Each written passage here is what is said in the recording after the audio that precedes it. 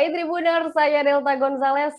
Superscore edisi spesial Piala Dunia 2022 hadir kembali menyapa Anda untuk edisi Senin 21 November 2022 dan pertandingan yang akan kita bahas di sini adalah Inggris versus Iran ya. Kalau kita lihat sekilas memang terdengar performa keduanya ini begitu jomplang. Di satu sisi timnas Inggris diisi oleh pemain-pemain top Eropa yang juga memiliki pengalaman untuk bermain di liga-liga kasta tertinggi Eropa, sementara Iran justru sebaliknya. Namun yang jelas jangan terlalu cepat mengklaim dan jangan terburu-buru mengambil kesimpulan ya, karena kita akan membahas laga Inggris versus Iran ini bersama yang pertama ada Husein Sanusi, wartawan olahraga Tribun Ternate. Halo Bang Husein. Halo Delta. Iya Bang Husein, kita di sini sedikit samar-samar mendengar suaranya Bang Husein. Bisa nanti diperjelas lagi suaranya Bang Husein ya? Ya, halo Delta. Nah, begitu kan, suaranya menggelegar dari Ternate ini ya. Dan yang kedua, kita sapa wartawan olahraga Tribun Kaltim. Ada Bang Januar Alami Jaya. Halo, apa kabar Bang Januar? Baik Mbak Delta, apa kabar? Ya, tentunya kita semua baik, kita semuanya ceria menyambut Piala Dunia 2022. Oke, untuk yang pertama ini ya, pertanyaan pertama untuk Bang Januar terlebih dahulu ini ya. Bang Januar memegang di sini Iran ya. Nah, gimana nih menurut Bang Januar performa Iran dan sebenarnya seberapa siapkah mereka untuk tampil di Piala Dunia 2022? Makasih banyak Mbak Delta. Kalau kita bicara soal Iran siap atau tidak siap, tidak bisa kita pungkiri adalah Iran adalah salah satu tim tradisional dari Asia yang sering tampil di Piala Dunia ya kan. Tercatat tim Iran ini sudah 3 kali beruntun gitu tampil di Piala Dunia untuk mewakili zona Asia. Dan kalau dari sisi kesiapan juga saya rasa Iran juga cukup siap karena dari kualifikasi Piala Dunia yang diikuti ya kan. Iran itu menang 8 dari catatan yang saya miliki itu ya. Iran itu menang 8 kali dari 10 pertandingan. Bahkan di pertandingan ke-8 tim asuhan Carlos Queiroz ini sudah memastikan diri melangkahkan kaki ke Qatar gitu kalau dari sisi kesiapan gitu. Mbak Delta seperti itu mungkin. Ya, oke. Jadi ini merupakan prestasi yang juga sudah cukup bagus bisa lolos ke Piala Dunia 2022. Meskipun pada laga perdananya akan bertemu dengan Inggris. Sekarang kita akan bergeser ke Mas Husein Sanusi. Gimana nih Inggris performanya sejauh ini? Kalau di catatan saya ini ya, 2022 ini kayaknya bukan tahunnya Inggris karena di UNL pun UEFA Nation League pun mereka justru terdegradasi ke UEFA Nation League B. Gimana nih untuk Bang Husein Inggris? Baik, terima kasih Mbak Delta atas waktunya dan Mas Januar. Inggris ini memang punya tradisi yang cukup unik di Piala Dunia dengan berbagai macam atribut yang dimiliki oleh timnas Inggris. Mereka sebagai negara yang mendeklar sebagai sebuah negara di mana di situ lahirnya sepak bola, tapi mereka baru sekali menjuarai Piala Dunia pada 1966. Nah, sebenarnya apa yang terjadi dengan Inggris sehingga mereka cukup sulit sekali untuk menjuarai Piala Dunia? Yang pertama tentu faktor mentality ya. Inggris ini selalu mereka seperti memiliki sebuah kutukan gitu kan. Mereka dengan nama besar mereka, liga mereka terbaik di seluruh dunia, lalu kemudian banyak pemain bintang dari era David Beckham. Kita mengingat bagaimana mereka memiliki pemain yang sangat komplit pada saat itu di era kejayaan David Beckham, lalu kemudian bahkan mereka tidak bisa untuk mencapai final Piala Dunia. Nah, ini saya kira faktor mentality akan sangat berpengaruh besar terhadap Inggris karena berbagai macam tekanan yang selalu dirasakan oleh pemain Inggris ketika mereka tampil di Piala Dunia. Tapi saya kurang sepakat tadi dengan Mbak Delta kalau tahun 2022 ini dikatakan sebagai bukan tahunnya timnas Inggris. Saya menganalisa seperti ini Mbak Delta. Inggris ini seharusnya ya pada tahun 2022 ini menjadi sebuah generasi yang emas bagi timnas Inggris sejak dia dipegang oleh Gareth Southgate. Kenapa saya katakan seperti itu? Karena sebelum-sebelumnya ini pelatih timnas Inggris itu nggak ada yang mampu membawa timnas Inggris sejauh seperti Gareth Southgate ya. Kita tahu bagaimana sekarang Inggris itu berada di urutan kelima FIFA, di bawah Brasil, Belgia, Argentina, Prancis, baru kemudian Inggris. Nah itu dari sisi situ sebenarnya Inggris punya modal yang cukup besar. Bagaimana mereka bisa melangkah lebih jauh lagi di Piala Dunia. Itu yang pertama. Yang kedua, timnas Inggris jangan lupa sejak dipegang oleh Gareth Southgate mereka berhasil tembus ke semifinal pada tahun 2018. Itu semifinal Piala Dunia terakhir yang berlangsung di Rusia.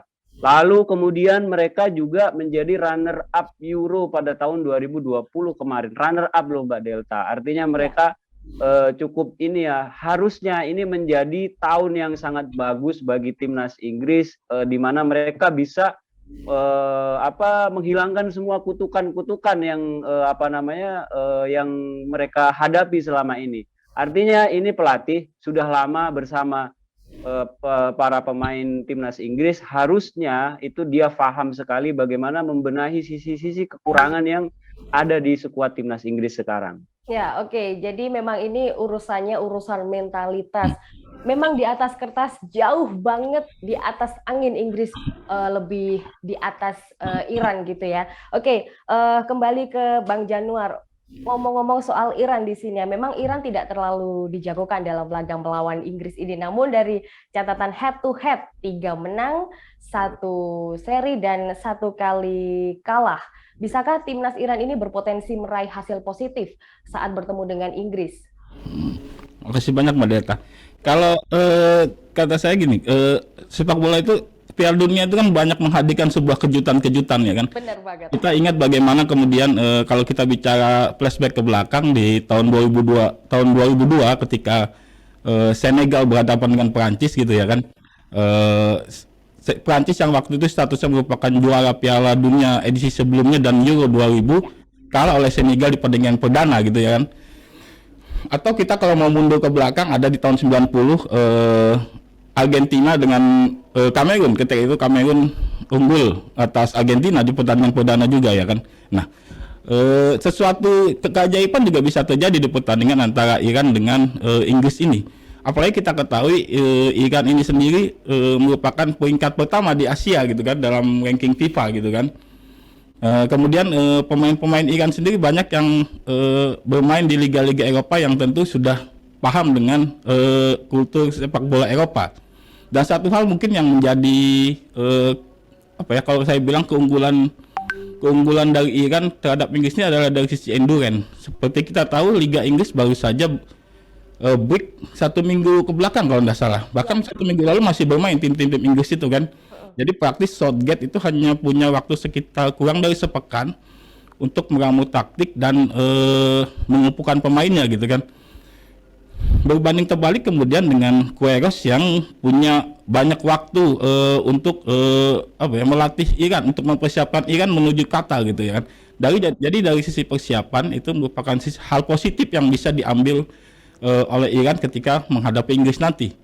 Faktor kedua mungkin faktor cuaca juga ya kan. Lokasi yang berdekatan antara Iran dengan Qatar itu juga menjadi salah satu keuntungan bagi Iran gitu kan. Walaupun sekarang musim dingin di Qatar sebenarnya tidak berbeda jauh dengan misalnya cuaca di Eropa, tapi musim dingin di Timur Tengah itu kan mungkin cuacanya agak dingin, lebih dingin bahkan dari Eropa Barat gitu kan. Sekaligus hal ini mungkin menjadi keuntungan bagi Iran dari sektor cuaca. Dan ditambah lagi seperti saya bilang tadi dari sisi kesiapan dan endurance pemain Iran sendiri gitu Mbak Delta. Iya, benar. Saya setuju untuk poin keduanya karena Iran di sini memiliki didukung oleh mereka sudah bisa beradaptasi dengan cuaca yang ada di Qatar ya. Sementara Inggris, kalau saya kemarin terakhir melihat timnas Inggris saat berlatih di Qatar, mereka betul-betul kepanasan sampai mereka berlomba-lomba untuk bisa mendapatkan angin dari kipas angin. Saya masih ingat banget video itu ya. Bahkan saya melihat kayak Rashford, Harry Maguire benar-benar kepanasan waktu itu. Nah, barangkali besok bisa mengganggu timnas Inggris dalam laga saat melawan Iran. Oke, Mas Hussein, saya beralih ke timnas Inggris ini ya. memang perlu diakui kalau Inggris begitu banyak pengalaman di kancah internasional, bahkan pula sekelas Piala Dunia. Tapi ya lagi-lagi belum bisa mendapatkan trofi yang bergengsi. Kita tahu puasa juaranya sudah sangat lama sekali, 56 tahun sejak Piala Dunia 1966. Nah, akan seperti apa prediksi permainan Inggris besok, Bang Hussein? Ya, Mbak Delta, ini seperti yang dikatakan oleh Bang Junior tadi, bahwasanya saya kira Inggris harus mengantisipasi ya semua kejutan-kejutan yang akan yang bisa dihadirkan oleh Iran di pertandingan ini nanti. Satu hal yang menjadi catatan sangat penting, bahwasanya Iran ini dilatih oleh Queiroz, di mana dia cukup paham sekali dengan kultur sepak bola Inggris. Dia adalah mantan asisten pelatih Manchester United, di mana dia pernah bekerja bersama Sir Alex Ferguson, dan saya kira Queiroz ini akan menjadi faktor penentu bagaimana mereka bisa mengaduk-ngaduk emosi pemain Inggris di pertandingan ini nanti. Mungkin dari segi skill, kemampuan atau apa gitu kan, saya kira Inggris cukup diunggulkan lah dalam pertandingan melawan Iran gitu kan.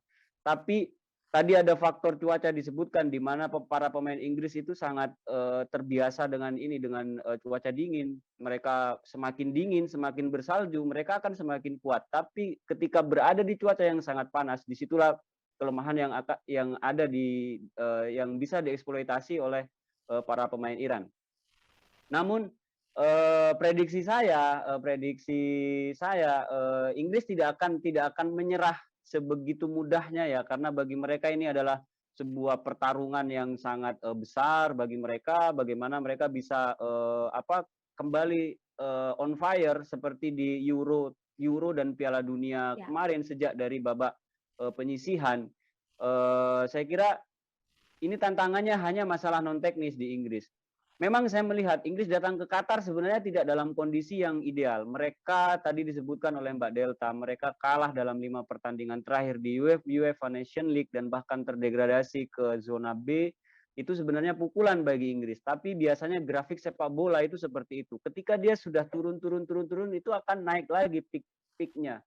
Nah, disitulah yang bisa menjadi andalan bagi Inggris, bagaimana mereka bisa mendapatkan poin penuh di laga perdana Piala Dunia 2022 ini.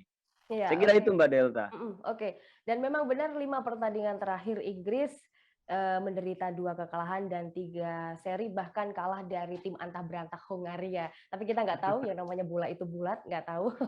Apalagi Inggris begitu dijagokan di saat lawan Iran ini. Oke, Bang Januar, kita ngomongin Iran lagi nih. Kalau ngomongin soal pelatihnya Iran nih, Iran baru saja berganti kepelatihan dari Dragan Skocic ke Carlos Queiroz. Nah, di sini memang Queiroz itu memiliki waktu yang cukup singkat ya, karena dia baru masuk pada September 2022. Cukup singkat sekali, Pak, karena dia harus benar-benar menyusun siapa nama pemain yang harus dibawa ke Qatar pada November, 2 bulan berselang. Nah, bisakah skuad tim Meli ini bisa menjaga kedalaman ataupun kestabilan permainan mereka dalam melawan Inggris nanti? Makasih Mbak Eta.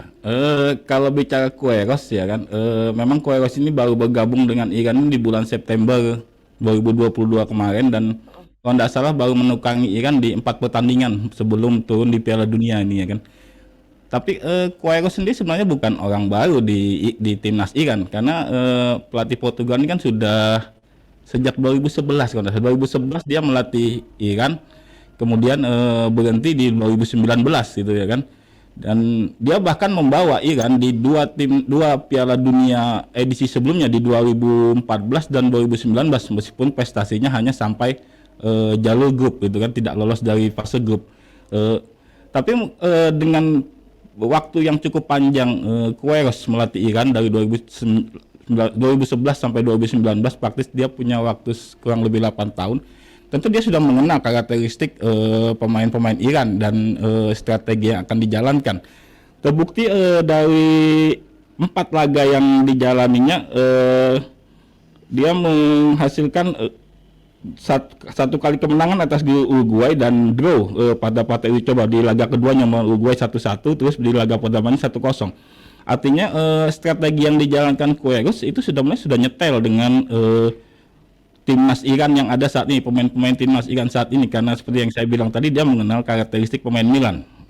Yang kedua yang juga tidak bisa dilupakan seperti kata Bang Hussein tadi bahwa Queiroz selama malang melintang di Eropa, terutama di Liga Inggris dia sudah cukup lama menemani si Alex Ferguson sebagai asisten pelatih. Kemudian dia juga pernah melatih Real Madrid gitu ya kan. Dengan segudang pengalaman itu saya rasa bukan hal yang sulit untuk meramu pemain Iran dalam waktu yang singkat, kurang lebih sekitar 2 bulan menjelang Piala Dunia itu.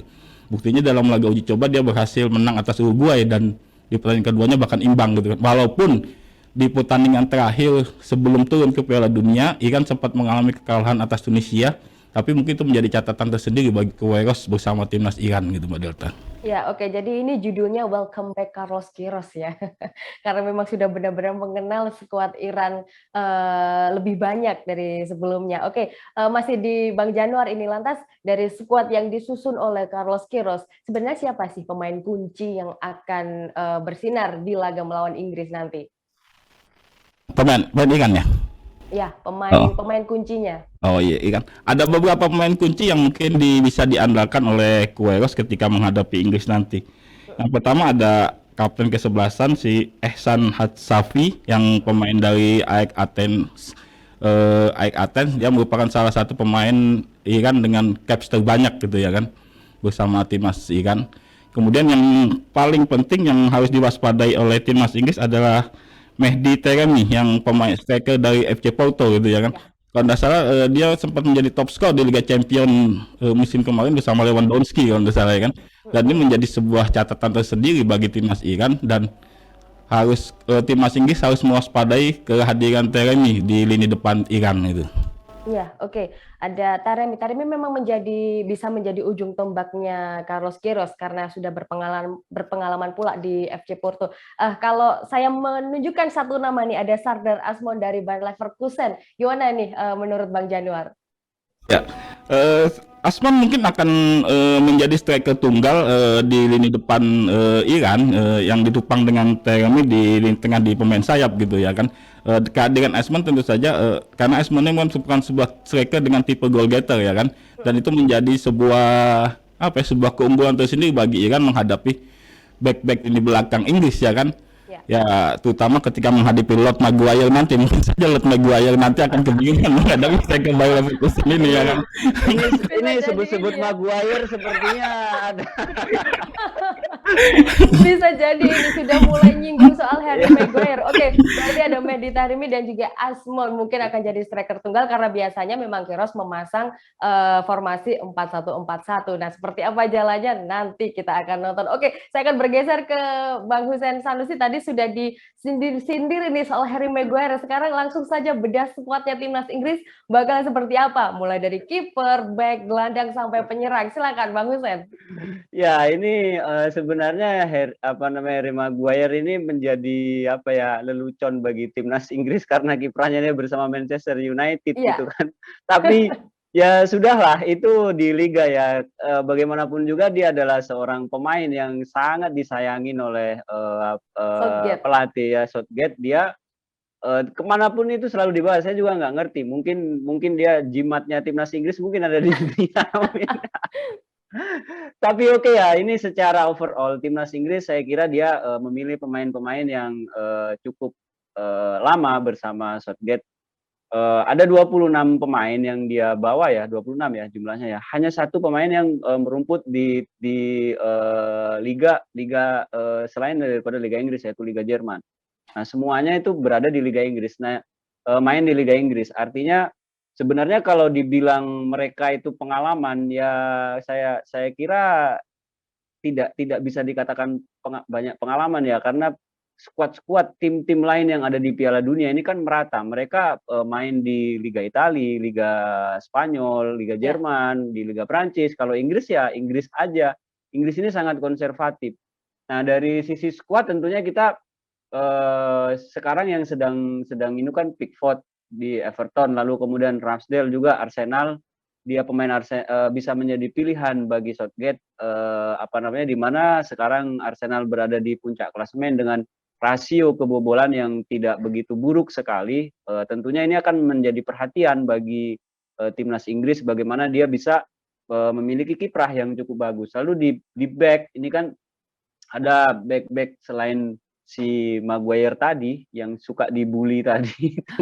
Tentunya ada back Liverpool, si Arnold, lalu kemudian back Everton, terus kemudian Luke Shaw, John Stone yang bersama Manchester City, Ben White jangan lupa ya, dia juga tampil cukup perform bersama Arsenal. Nah, andalan daripada timnas Inggris ini sebenarnya ada di lini tengah, di mana si Southgate ini biasanya dia main dengan formasi 3-4-3. Tentunya dia akan menumpuk banyak gelandang di lini tengah. Itu si Bellingham tadi yang saya sebutkan, dia merumput bersama Borussia Dortmund, lalu kemudian Mason Mount yang sekarang juga sedang bagus bersama Chelsea, lalu Calvin Phillips di Man City, terus Declan Rice dia di West Ham, Jordan Henderson ini pemain veteran ya, tentunya dia diharapkan akan menjadi leader bagi lini tengah timnas Inggris. Terus kemudian pemain Chelsea, Conor Gallagher, terus James Maddison, dia bermain bersama Leicester United. Di lini depan saya kira Harry Kane tentu akan menjadi andalan bagi timnas Inggris, di mana dia menjadi top skor pada edisi Piala Dunia di Euro ya kalau nggak salah. Euro apa Piala Dunia? Euro ya. Dia Euro menjadi top skor, dan ini tentu akan menjadi saya kira Harry Kane akan sangat ngotot ya di Piala Dunia ini, karena dia harapan dia untuk mendapatkan trofi itu hanya di Piala Dunia. Selama dia masih tidak mau pindah klub, dia akan hanya berharap dari dari event-event yang digelar di timnas ini. Dan satu lagi, saya penggemar Arsenal ya, tentunya sangat berharap Bukayo Saka bisa memberikan umpan-umpan yang manis bagi Harry Kane, di mana biasanya itu disambar lewat sundulannya Harry Kane. Saya kira gitu Mbak Delta. Hati-hati itu Iran. Nah, tadi sudah melakukan pengakuan kalau fans dari Arsenal. Sekarang saya mau nanya kembali lagi kita ke kiper ya. Kita kalau lihat daftar kipernya timnas Inggris ada Pickford dari Everton, ada Nick Pope dari Newcastle, dan juga kiper ketiga Aaron Ramsdale dari Arsenal. Nah, kita tahu Pickford bersama Everton sedang buruk-buruknya penampilan di Liga Inggris, sementara Nick Pope bersama Newcastle di 3 besar bahkan sampai game week ke-16 terakhir kemarin, dan justru Ramsdale bersama Arsenal di puncak klasemen. Kenapa Southgate memilih Pickford yang tetap menjadi kiper utama? Tanggapannya seperti apa, Pak Gusen? Saya kira faktor pengalaman ya, pengalaman. Okay. Jadi pelatih itu biasanya dia hanya ada dua pilihan yang akan dia lakukan dalam menentukan pemain. Pertama, dia akan memilih karena faktor pengalaman, terus yang kedua faktor performa terakhir. Nah, kalau seandainya dia patokannya adalah pengalaman, maka dia akan memilih Pickford. Tapi kalau performa terakhir, tentu dia akan memilih kipernya Arsenal dan kiper mana tadi? Kiper apa itu? Nick Pope dari Newcastle. Ya, Nick Pope itu Mbak Delta. Nah, kita lihat saja nanti apakah dia akan lebih condong kepada pengalaman atau dia kepada performa terakhir dari si pemain tersebut.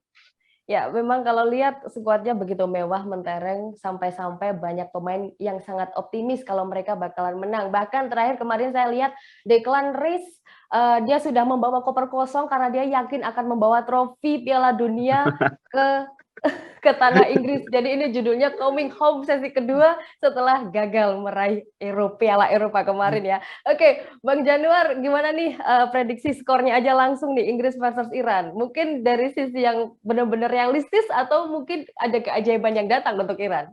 Ya, sebelum saya tebak mungkin saya coba menyinggung bahwa Inggris adalah Inggris yang setiap perhelatan turnamen besar baik Eropa atau dunia hanya besar di media gitu kan.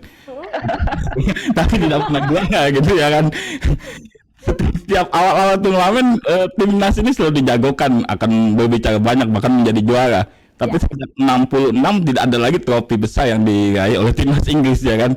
Jadi kalau dari prediksi skor, saya rasa pertandingan akan berjalan ketat karena ini Piala Dunia.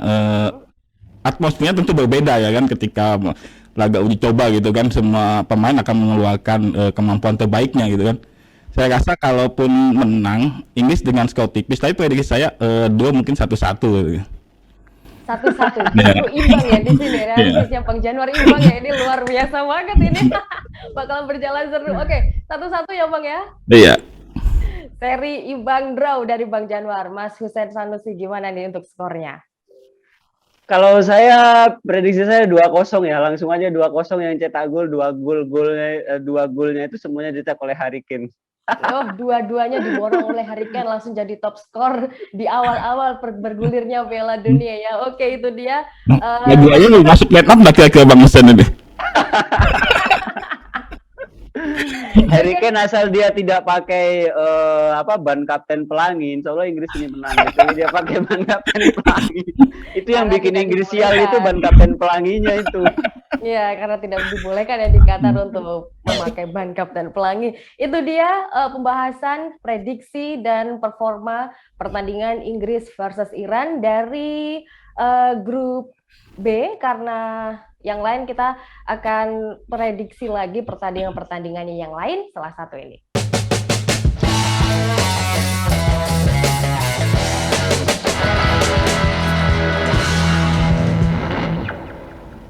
Tribuners, kembali lagi bersama Delta Gonzalez di Superskor edisi spesial Piala Dunia 2022 untuk Senin 21 November 2022.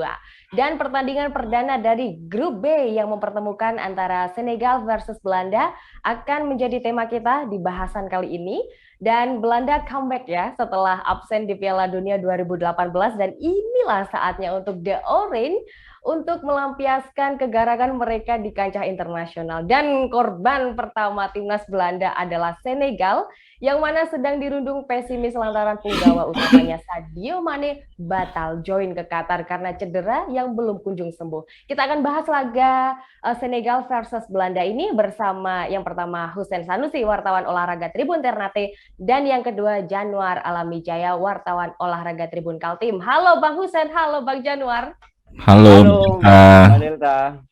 Oke, jangan lemas-lemas karena ini belum waktunya kita ngomongin big match ya.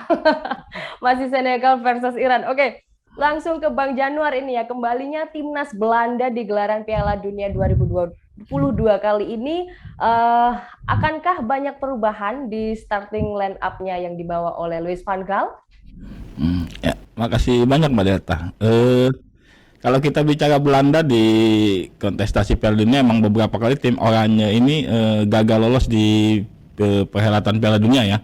Tercatat selain 2018 kemarin, Belanda juga gagal lolos di 2002 ya kan. Tapi sepanjang keikutsertaan Belanda di Piala Dunia, tim ini selalu menghasilkan kejutan dan menghasilkan hasil yang besar gitu. Ya. Seperti misal dalam catatan saya semenjak tahun 1974 ya kan, tim oranye menjadi runner up, begitu juga di tahun 1978. Kemudian di tahun 90 Belanda masuk dalam 16 besar, begitu juga di tahun 94 ketika Piala Dunia berlangsung di Amerika. Belanda juga menjadi juara keempat di tahun 98 gitu kan. Kemudian di 2010 menjadi runner up, dan 2014 juara 3 kalau tidak salah. Di 2014 kemarin di Brasil ya kan. Artinya Belanda ini memang tim yang spesialis turnamen kalau dia lolos ke dalam turnamen-turnamen besar gitu kan. Walaupun beberapa kali memang dia gagal di babak kualifikasi, tapi saya rasa Belanda akan berbicara banyak di Piala Dunia Qatar 2022 ini, Mbak Delta.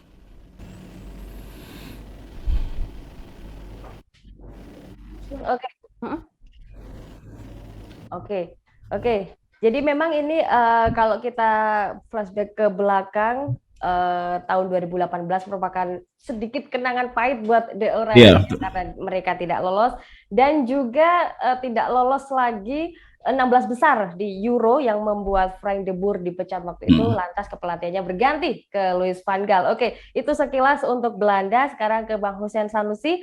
dengan Senegal, Bang Hussein, gimana nih pertemuan pertama Senegal dengan Belanda? Nah, dari rekam jejak keduanya ini yang tidak pernah bertemu, sebenarnya modal apa yang dimiliki Senegal nantinya saat bertemu dengan Belanda? Ya, saya kira bicara tentang Senegal ini cukup memprihatinkan ya, Ya, tapi memprihatinkan dari sisi psikologisnya saja ya. Kita biasa melihat sepak bola seperti itu ketika ada satu pemain yang betul-betul dia menjadi ikon daripada sebuah klub atau negara tersebut, lalu dia mengalami sebuah cedera, itu biasanya pengaruhnya itu hanya dari sisi psikologisnya saja. Tapi ada juga banyak tim yang dia mampu melewati masa-masa sulit yang seperti itu. Kita katakanlah kayak beberapa kejadian gitu ya, seperti Prancis tiba-tiba kehilangan Zidane atau siapa gitu kan, atau Prancis yang sekarang inilah dia tidak mengikutkan pemain terbaik dunianya si Karim Benzema, itu aneh sekali gitu kan. Nah, saya kira faktor Sadio Mane itu hanya akan berpengaruh dari sisi psikologisnya. Pencetak gol Senegal itu bukan hanya Sadio Mane saja. Kalau tadi ditanya apa modalnya Senegal dalam menghadapi Belanda di laga perdananya mereka di Piala Dunia ini, jelas sekali Senegal ini tim tradisional dari Afrika, di mana dia diharapkan menjadi satu-satunya tim yang mampu memperbaiki performa tim-tim asal Afrika setelah pada gelaran Piala Dunia sebelumnya semua tim asal Afrika itu hanya selesai atau mampu menyelesaikan turnamen di fase grup. Nah, kedatangan Senegal ke Qatar ini dia modalnya sangat bagus sekali. Dia datang dengan dengan label juara Piala Afrika, terus kemudian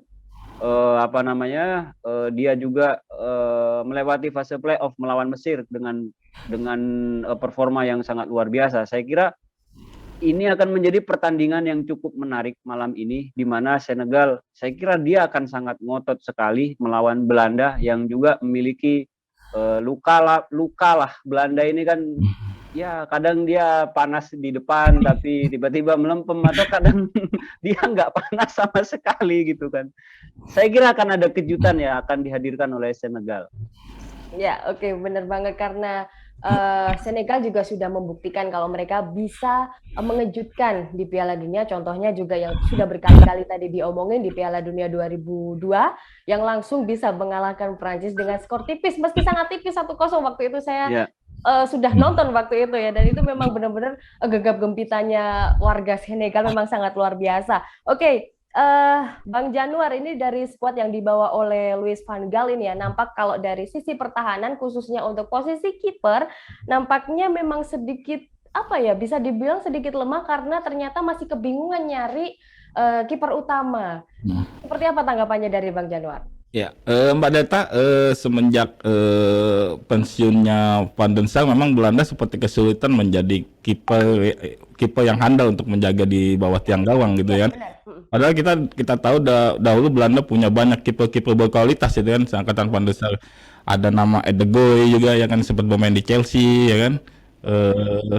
Tapi kemudian selepas Van den Sar pensiun, yang diharapkan sebenarnya ada nama Jesper Cillessen yang sempat digadang-gadang bahkan menjadi kiper top di Belanda gitu ya kan. Tapi bahkan dia sendiri gagal bersaing di Barcelona dengan Ter Stegen ya kan. Kemudian akhirnya dia pilih ke Valencia. Dan di musim panas kemarin dia memilih kembali ke Belanda dengan harapan bakal dipanggil oleh Van Gaal untuk masuk dalam skuad Piala Dunia Qatar 2022. Nah, tetapi di pengumuman skuad akhir malah Van Gaal tidak memasukkan Cillessen dalam skuad Belanda menuju Qatar ya kan. Ya. Nah, sekarang Belanda cuma punya tiga kiper yang mungkin kalau bisa kita lihat anunya cukup minim ya, bersama capsnya bersama timnas Belanda ya. Ada, kalau dalam catatan saya ada Remco Pasvel yang bermain di Ajax, kemudian Bijlow di Feyenoord dan Noppert di Heerenveen ya kan. Nah, dari tiga kiper yang dibawa oleh Van Gaal, saya rasa peluang terbesar dimiliki oleh Vesper ya, meskipun dia baru 2 kali memperkuat timnas Belanda di ajang internasional gitu ya. Tapi tidak ada pilihan lagi bagi Van Gaal karena memang stok yang sangat minim di kiper Belanda di saat ini gitu Mbak Delta ya kan. Tapi Oke, saya rasa Vesper juga akan bisa berbuat banyak ya kan. Karena seperti kita ketahui di musim lalu bersama Ajax dia juga berprestasi cukup bagus gitu. Iya, terlebih juga Remco Pasveer sudah berusia 39 tahun. Ini tercatat sebagai pemain tertua yang bermain di Piala Dunia 2022 kali ini ya. Jangan lupa Buffon juga berusia tua ketika ngebut Piala Dunia 2006 ya kan. Lumayan usianya kan. Ya benar. Oke, saya setuju dengan Bang Januar. Semenjak pensiunnya Van der Sar, Edwin van der Sar, belum ada kiper yang benar-benar layak untuk memegang tampuk kepemimpinan di timnas ya sebagai seorang kiper. Oke, itu dari sedikit skuad dari timnas Belanda. Saya ke Mas Hussein lagi. Satu negara benar-benar menangis kehilangan Sadio Mane, dan ini harus membuat Sadio Mane untuk menepi 3 bulan karena cedera fibulanya yang tak kunjung sembuh ya. Lantas siapa Bang Hussein Sanusi untuk pengganti Sadio Mane yang layak di timnas Senegal? Ya, memang kehilangan Sadio Mane itu seperti saya bilang di awal ya. Ya. Saya kira ada ini ya, kalau saya membaca beberapa analis itu bahwasanya ada 4 pemain yang akan pantas untuk menempati posisi yang akan ditinggalkan oleh Sadio Mane. Yang pertama itu Nicolas Jackson, Iliman Ndiaye, Kripin Diata, dan Bamba Dieng. Nah, ini pemain-pemain ini mereka pemain yang bisa beroperasi di sisi kiri serangan, di mana itu adalah sebuah tempat yang biasa disitulah Sadio Mane beroperasi gitu kan. Tapi yang paling mungkin memenangkan pertarungan di tempat itu dari 4 pemain itu adalah si Diata.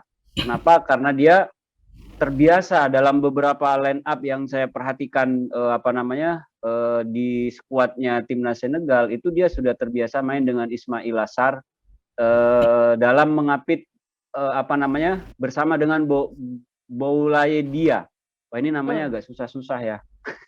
Yang biasanya itu menjadi ujung tombak daripada skuad Senegal gitu kan.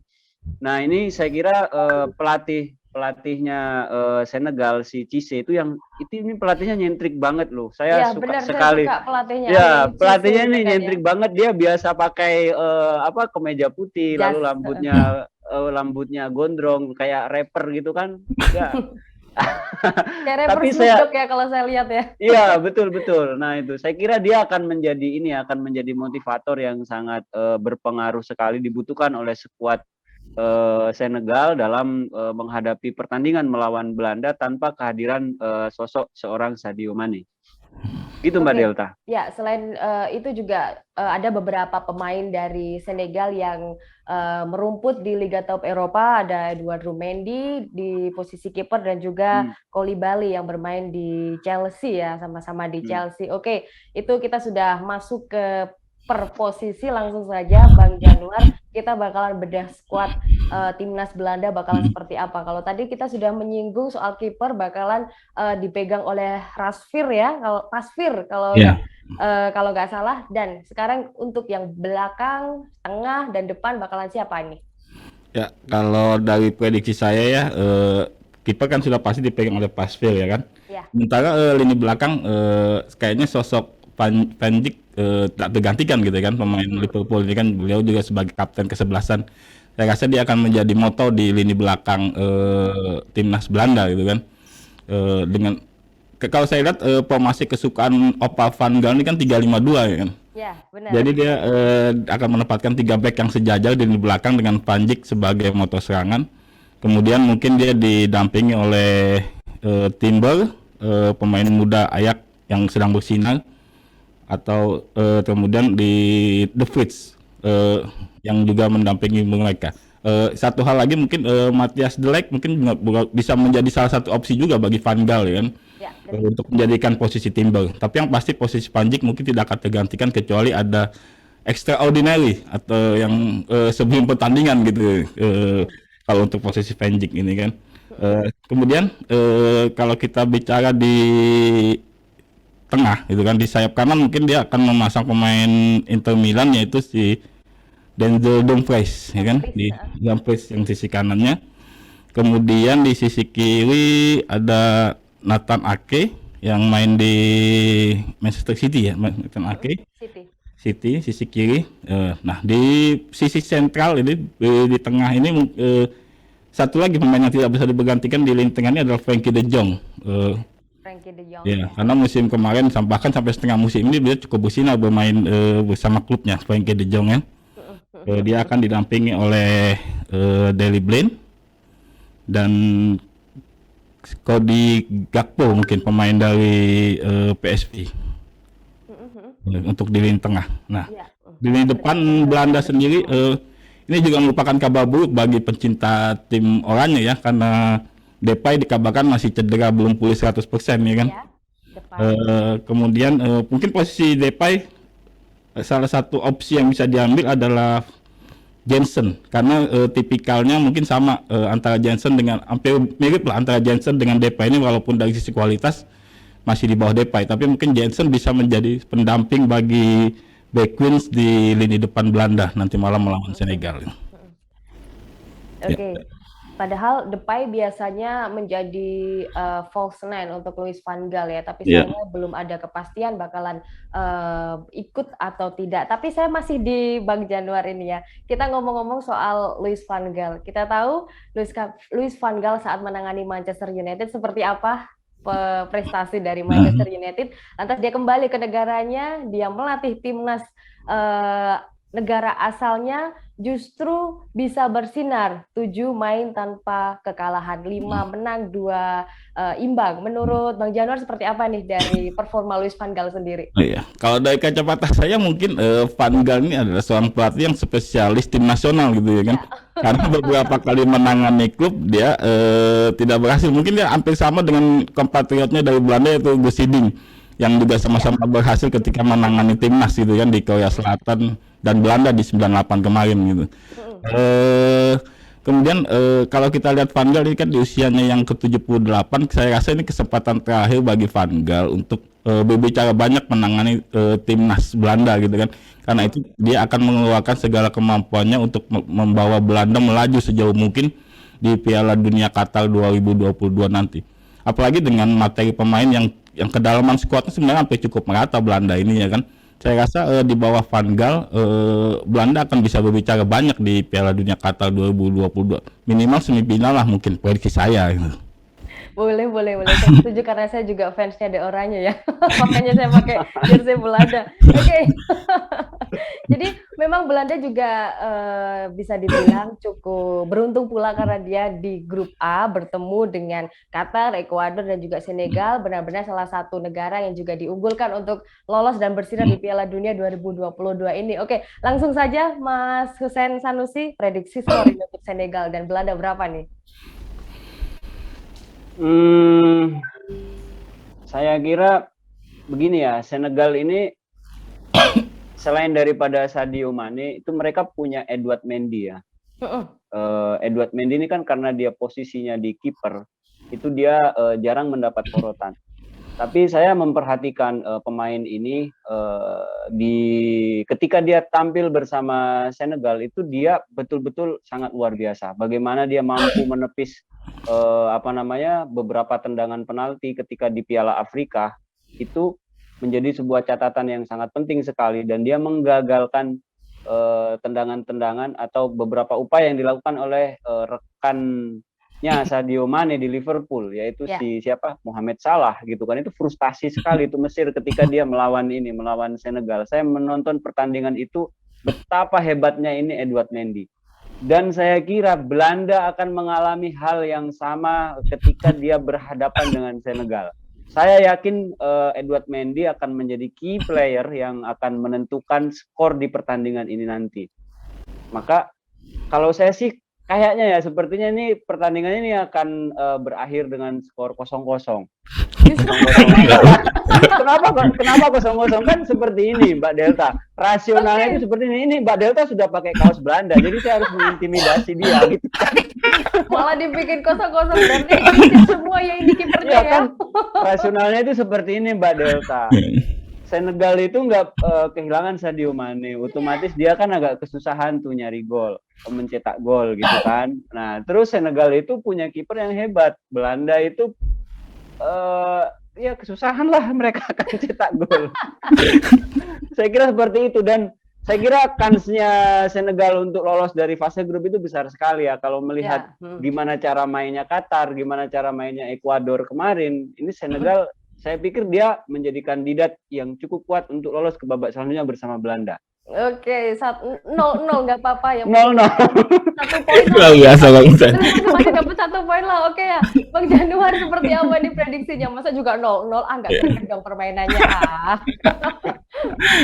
Ya, kalau saya lihat gini ya, Sadio Mane di timnas Senegal itu bukan hanya sekedar ikon gitu kan, tapi dia juga seorang penyemangat tim gitu kan. Ya. Kita tidak bisa membandingkan misalnya Sadio Mane dengan Egy Margiansah. Ketika Egy Margiansah absen di timnas Indonesia masih ada Witan Sulaiman yang menggantikan ya kan.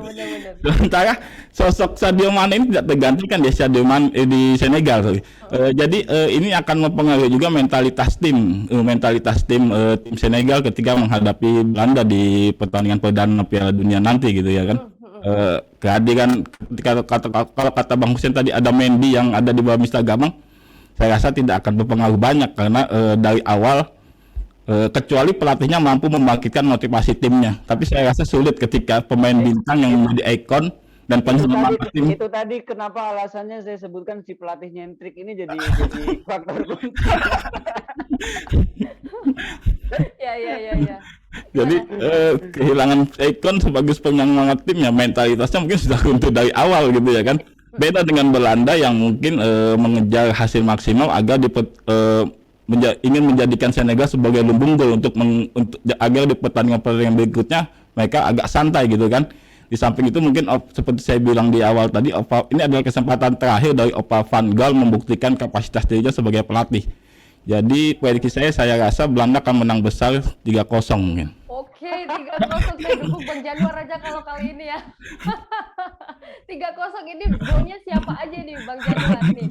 Mungkin satu Van Dijk dari sundulan corner ya kan, atau Bergwijn dan Frenkie de Jong dari tendangan bebas mungkin terakhir. Boleh Frenkie de Jong tetap dimasukkan karena memang Frenkie de Jong ini gelandang box to box ya yang memang bisa mengatur tempo ritme permainan dengan baik dan juga aliran bolanya itu pas banget kalau ada Frenkie de Jong ini.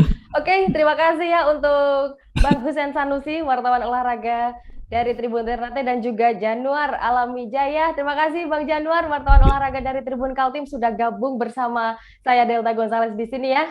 Oke, Tribuners, akan seperti apa laga Inggris versus Iran kita akan nonton setelah ini ya. Dan itu dia ulasan pertandingan di Piala Dunia 2022 untuk edisi Senin 21 November 2022. Dan jangan lewatkan untuk Anda semuanya program Superscore edisi spesial Piala Dunia yang akan tayang di YouTube Tribun News dan Facebook Tribun News. Kami tayang setiap hari selama gelaran Piala Dunia tepat 1 jam jelang pertandingan. Saya Delta Gonzales pamit undur diri. Jumpa lagi. Terima kasih sudah nonton. Jangan lupa like, subscribe, dan share ya.